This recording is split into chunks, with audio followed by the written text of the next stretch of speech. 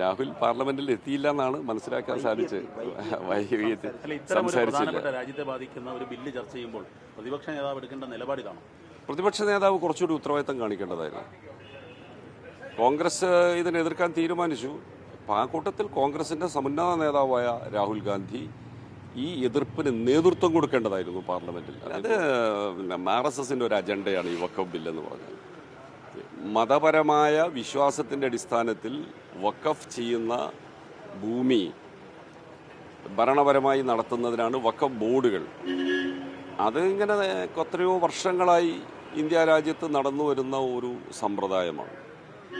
അതിനൊരു നിയമം മൂലം മാറ്റം വരുത്തുമ്പോൾ ഒരിക്കൽ പോലും എഫക്റ്റഡ് ആയിട്ടുള്ള വിഭാഗവുമായി ഒരു ചർച്ച പോലും നടത്തിയില്ല.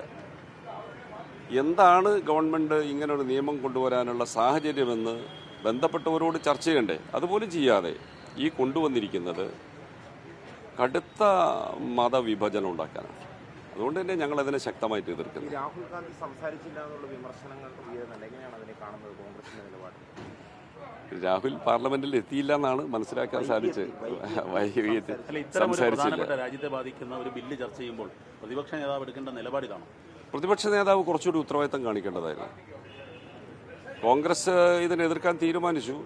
ആ കൂട്ടത്തിൽ കോൺഗ്രസിന്റെ സമുന്നത നേതാവായ രാഹുൽ ഗാന്ധി ഈ എതിർപ്പിന് നേതൃത്വം കൊടുക്കേണ്ടതായിരുന്നു പാർലമെന്റിൽ. അതെന്തുകൊണ്ടാണ് അദ്ദേഹം മാറിയുന്നത് എന്നത് പറയാൻ പറ്റില്ല. കഴിഞ്ഞ ദിവസം വന്നൊരു വിദേശ പ്രതിനിധിയെ ഇവിടുന്ന് സമ്മേളനത്തിൽ പങ്കെടുപ്പിക്കാതെ തിരിച്ചയച്ചു.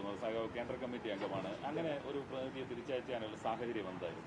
ഇല്ല, അത് ഒരു ഘടകത്തിന്റെ പ്രതിനിധിയായിട്ട് വന്ന ആ ഘടകം ചില തർക്കം ഉന്നയിച്ചപ്പോൾ അത് പരിശോധിച്ച് അങ്ങനെ മാറ്റിവെച്ച. വ്യക്തിപരമായി അദ്ദേഹത്തിനെതിരെ എന്തെങ്കിലും ആക്ഷേപം ഉണ്ടായതാണ്? അങ്ങനെ കൃത്യമായിട്ട് എനിക്കറിയില്ല. PB ആണത് പരിശോധിച്ചത്.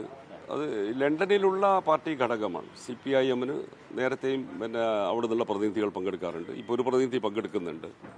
അപ്പോൾ അവിടുന്ന് അവർ എലക്ട് ചെയ്തു, അയച്ചു. പ്രതിനിധി ലിസ്റ്റിലുണ്ടായിരുന്നു. പിന്നീട് അവിടുന്ന് തന്നെ ചില പരാതികൾ വന്നപ്പോൾ ആ പരാതി പരിശോധിച്ച് തർക്കമുള്ളതെങ്കിൽ മാറ്റിവെക്കാം എന്ന നിലയിലെടുത്തു. അത്രയേ ഉള്ളൂ.